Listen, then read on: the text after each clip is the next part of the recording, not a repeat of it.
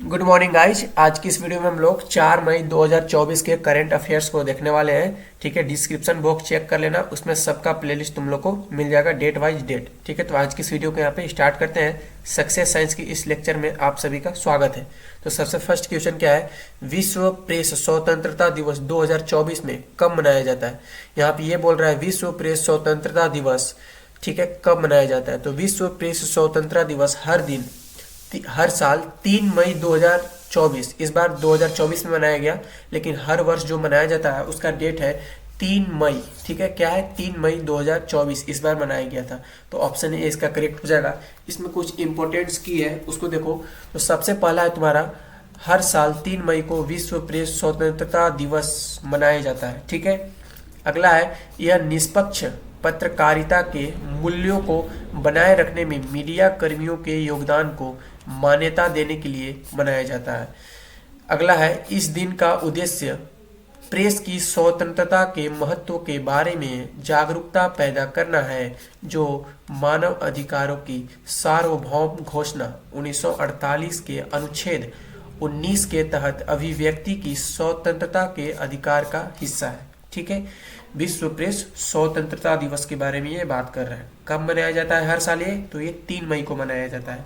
इस बार कब मनाया गया था, तो 3 मई 2024 यानी कल के डेट में ये मनाया गया था। आज 4 तारीख है, यानी कल 3 मई 2024 को विश्व प्रेस स्वतंत्रता दिवस मनाया गया था। ठीक है, नेक्स्ट क्वेश्चन देखो। देखो ये थोड़ा इंपॉर्टेंट क्वेश्चन है। अभी फिलहाल अभी के जो भी करेंट अफेयर्स है उसमें सबसे इंपॉर्टेंट मेरे को यही लगा है। देखो क्या बोल रहा है ये, सेकंड है, माइक्रोन द्वारा पहला भारत निर्मित चिप 2025 की शुरुआत में वैश्विक बाजारों में पेश किया जाएगा। तो सर पूछोगे यहाँ पे वैश्विक बाजार क्या होता है, तो बेटा देखो, वैश्विक बाजार जो विभिन्न देशों के बीच बिना किसी प्रकार के प्रतिबंध के वाणिज्यिक, वित्तीय और श्रम विनिमय की अनुमति देता है, उसे वैश्विक बाजार कहते हैं। ठीक है, कंफर्म हो गया। देखो इसका पहला की है जो सानंद। तो पूछोगे सर सानंद क्या है, तो सर सानंद गुजरात राज्य के अहमदाबाद जिले में स्थित एक नगर है। सानंद कहाँ है, सानंद ये तुम्हारा गुजरात में है, गुजरात के अहमदाबाद में है। सानंद गुजरात के अहमदाबाद में तुम्हारा है। ठीक है, गुजरात के अहमदाबाद में स्थित एक नगर है। यह अहमदाबाद से दक्षिण पश्चिम में स्थित है। यहाँ का पिन कोड जो है वो है 382110, और यहाँ की अगर पॉपुलेशन की बात किया जाए तो वह तुम्हारा 41,530 अकॉर्डिंग टू 2011। ठीक है, अब देखो आगे देखो, इसमें सेकेंड की है, क्या है सेकेंड पॉइंट, पहले भारत निर्मित सेमीकंडक्टर चिप्स का उत्पादन 2025 की पहली छमाही गुजरात के सानंद में माइक्रोन टेक्नोलॉजी की पैकेजिंग इकाई से किया जाएगा। सर देखो बेटा, माइक्रोन टेक्नोलॉजी क्या होता है। माइक्रोन टेक्नोलॉजी देखो, जब प्रधानमंत्री नरेंद्र मोदी के अमेरिका दौरे के दौरान ही ये बातें निकल कर आई थी कि चिप बनाने वाली अमेरिकी कंपनी माइक्रोन टेक्नोलॉजी भारत के गुजरात में 2.75 बिलियन डॉलर के निवेश के साथ नया सेमीकंडक्टर चिप प्लांट लगवाएगी, जिसमें माइक्रोन केवल 825 मिलियन डॉलर अपनी ओर से निवेश करेगी। ठीक है, माइक्रोन टेक्नोलॉजी एक अमेरिकी कंपनी है। ठीक है, वो सबसे पहले भारत के गुजरात में 2.75 बिलियन डॉलर के निवेश के साथ नया सेमीकंडक्टर चिप्स प्लांट लगवाएगी। ठीक है, कौन, माइक्रोन टेक्नोलॉजी कहाँ की है, अमेरिका की है। और ये जब नरेंद्र मोदी ने ये प्रस्ताव को पारित किया है। ठीक है, आगे देखो, थर्ड पॉइंट है, चिप का उपयोग डेटा सेंटर, स्मार्टफोन, नोटबुक और इंटरनेट ऑफ थिंग आईओटी, ठीक है, आईओटी इंटरनेट ऑफ थिंग उपकरणों के लिए किया जाएगा। ठीक है, चौथा पॉइंट देखो, हालांकि चिप्स का विशिष्ट आवंटन मांग की गतिशीलता, मूल्य निर्धारण, विचार और ग्राहक आवश्यकताओं जैसे कारकों के आधार पर अंतिम उत्पादन के करीब निर्धारित किया जाएगा। ठीक है, माइक्रोन टेक्नोलॉजी। आगे देखो, थर्ड नंबर क्वेश्चन क्या है, पूर्णिमा देवी वर्मन को क्या पूर्णिमा देवी वर्मन को क्या ग्रीन ऑस्कर, क्या होता है green Oscar Whitley gold award 2024 मिला। किसको मिला? पूर्णिमा देवी वर्मन को मिला था। पूर्णिमा देवी वर्मन को क्या मिला बेटा? Green Oscar. क्या मिला? Green Oscar weekly gold award 2024 मिला। देखो इसमें कुछ इंपॉर्टेंट की है, देखो इसको। असम की वन्य जीव क्यों मिला था? असम की वन्य जीव विज्ञानी पूर्णिमा देवी वर्मन को व्यू हेटली गोल्ड अवार्ड 2024 प्राप्त हुआ। ठीक है। सेकेंड पॉइंट है, उन्हें लुप्त प्राय ग्रेटर एडजुटेड स्टॉक और उसके आर्द्र भूमि आवास के संरक्षण प्रयासों के लिए यह पुरस्कार मिला। ठीक है। किस लिए ग्रीन ऑस्कर का पुरस्कार मिला था? देखो यहाँ पे लिखा हुआ है, उन्हें लुप्त प्राय ग्रेटर एडजुटेंट स्टॉक और उसके आर्द्र भूमि आवास के संरक्षण प्रयासों के लिए यह पुरस्कार मिला। स्ट्राक को स्थानीय रूप से असमिया में हरगिला कहा जाता है। तो बेटा हरगिला क्या है? तो हरगिला एक पक्षी का नाम है। क्या है? हरगिला। हरगिला एक पक्षी का नाम है जिसे तुम्हारा इसे हिंदी में धेनु बोलते हैं। हरगिला को हिंदी में क्या बोलते हैं? धेनु बोलते हैं। ठीक है। हरगिला, हरगिला एक पक्षी है जिसे हिंदी में धेनु बोलते हैं। इसके बारे में भी और हम लोग आगे पढ़ रहे हैं। उसके बाद है अगला टॉपिक है, वह भारत और कंबोडिया में स्टॉर्क रेंज पर काम करके 2023 तक वैश्विक आबादी को दोगुना कर 5000 तक पहुंचाना चाहती है। कौन पहुंचाना चाहती है? तो पूर्णिमा देवी वर्मन, जिन्हें ग्रीन ऑस्कर पुरस्कार से नवाजा गया है। ठीक है। आगे देखो चौथा पॉइंट क्या है, उनके अलावा Guyana, Papua New Guinea, Bhutan, Cameroon, Nepal और ब्राजील के 6 अन्य जमीनी स्तर के संरक्षणवादियों को भी यह पुरस्कार मिला है। ठीक है। इनके अलावा कहाँ का और पुरस्कार मिला है? ये पुरस्कार मिला है तो बेटा ये Guyana, Papua New Guinea, Bhutan, Cameroon, Nepal और ब्राजील के 6 ऐसे देश में जिन्हें ग्रीन ऑस्कर पुरस्कार मिला हुआ है। ठीक है। आगे देखो हरगिला पक्षी का महत्व। देखो हरगिला पक्षी क्या होता है? देखो इसका फोटो है हरगिला पक्षी, ये है तुम्हारा हरगिला पक्षी। देखो हरगिला पक्षी के पंखों का फैलाव 2.4 मीटर होता है और इसकी ऊंचाई 1.2 मीटर तक हो सकती है। इस पक्षी का घोंसला 1 मीटर चौड़ा तक हो सकता है। हरगिला पक्षी आर्द्र भूमि पारिस्थितिकी तंत्र में एक महत्वपूर्ण भूमिका निभाते हैं। वे मुख्य सड़ने वाले कार्बनिक पदार्थों को खाते हैं। वे पोषक तत्वों के पुनर्चक्रण में महत्वपूर्ण भूमिका निभाते हैं और पारिस्थितिक तंत्र के स्वास्थ्य को बनाए रखते हैं। वे सांपों का शिकार भी करते हैं और क्षेत्र को जहरीले सांपों से साफ रखते हैं। हरगिला पक्षी असम के आर्द्र भूमि में एक आवश्यक पारिस्थितिक स्तंभ है जो राज्य के 15% से अधिक क्षेत्र को कवर करता है। ठीक है। हरगिला पक्षी का ये रहा फोटो। ठीक है। देखो हरगिला पक्षी ये होता है। आगे देखो इसमें क्या है, 2024 व्यू हेटली गोल्ड अवार्ड के विजेता। ठीक है। 2024 के कौन थे? तो 2024 से भारत में ये थे पूर्णिमा देवी वर्मन। ठीक है। आगे देखो 2007 में वीटली गोल्ड अवार्ड पाने वाले भारतीय अर्चना गोडवोले और ब्रैंड नॉर्मन थे। ठीक है। कौन थे? 2007 में वीटली गोल्ड अवार्ड पाने वाले पहले भारतीय अर्चना गोडवेले। ठीक है। अर्चना गोडवेले और ब्रैंड नॉर्मन थे, इसको याद रखना। ठीक है। आगे देखो यहाँ पे क्रम संख्या, विजेता और देश, किसको किसको ये अवार्ड मिल चुका है। ठीक है। तो देखो पहला में है नाओमी लोंगा, पापुआ न्यू गिनी के हैं ये। सेकेंड है राजू शर्मा, ये है नेपाल के। ठीक है। थर्ड है एरी अस्टाइड कमला, कहाँ की? ये कैमरून की है। चौथा है कुएन जांग दोरजी, कहाँ की? ये भूटान की है। पांचवा है फर्नाडा अबरा, ब्राजील के हैं ये। उसके बाद छठा है तुम्हारा लेरॉय इग्नोशियो, ये कहाँ की है? गुयाना की थी। ठीक है। और सातवां है पूर्णिमा वर्मन जो कि हमारे इंडिया भारत की है।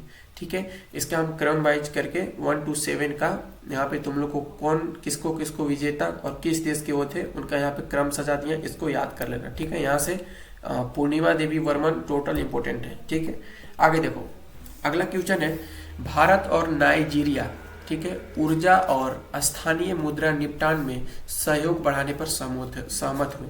भारत और नाइजीरिया जो है ऊर्जा और स्थानीय मुद्रा, ठीक है, लोकल करेंसी निपटान में सहयोग बढ़ाने पर सहमत हुए। कौन कौन सहमत हुआ? तो भारत और नाइजीरिया सहमत हुआ। ठीक है, देखो इंपॉर्टेंट की है, पहला की है भारत और नाइजीरिया के सहयोग बढ़ाने के लिए कच्चे तेल, प्राकृतिक gas, pharmaceuticals, unified payments in interface UPI, ठीक है, इसका फुल फॉर्म होता है यूनिफाइड पेमेंट इंटरफेस, स्थानीय मुद्रा निपटान प्रणाली और बिजली क्षेत्र जैसे क्षेत्रों की पहचान की है।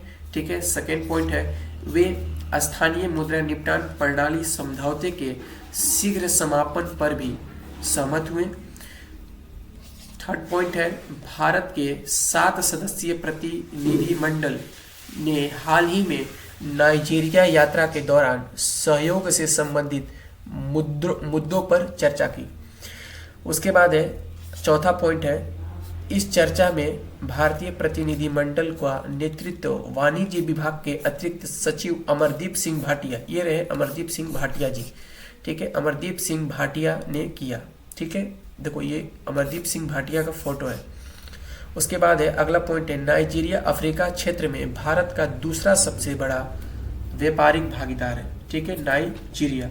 ठीक है, और देखो इसमें थोड़ा और मैं बता दूं, इसमें थोड़ा मैं छूट रहा हूं। देखो पूर्णिमा देवी वर्मनोला में ये जो तुम्हारा वीटली फंड फॉर, ठीक है, Whitley fund for nature United Kingdom में पंजीकृत एक परोपकारी संस्था है। इसकी स्थापना 1993 में हुई थी। जो ये तुम्हारा वीटली गोल्ड अवार्ड था ना, ये तुम्हारा यूनाइटेड किंगडम में पंजीकृत एक परोपकारी संस्था है। ठीक है, कहाँ की? यूनाइटेड किंगडम, अमेरिका की एक परोपकारी संस्था है। इसकी स्थापना 1993 में हुई थी। कब हुई थी इसकी स्थापना वीटली गोल्ड की? तो इसकी स्थापना बोलोगे सर 1993 में हुआ था। एक परोपकारी संस्था है। ठीक है, तो हम लोग कहाँ थे? हम लोग यहाँ पे थे, नाइजीरिया वाले में। हाँ ठीक है, यहाँ तक हो गया था मेरा। नाइजीरिया अफ्रीका क्षेत्र में भारत का दूसरा सबसे बड़ा व्यापारिक भागीदार है। ठीक है, नाइजीरिया जो है अफ्रीका क्षेत्र में भारत का दूसरा सबसे बड़ा व्यापारिक भागीदारी है, मतलब दूसरा सबसे ज़्यादा व्यापार करता है भारत से अफ्रीका कंट्री का।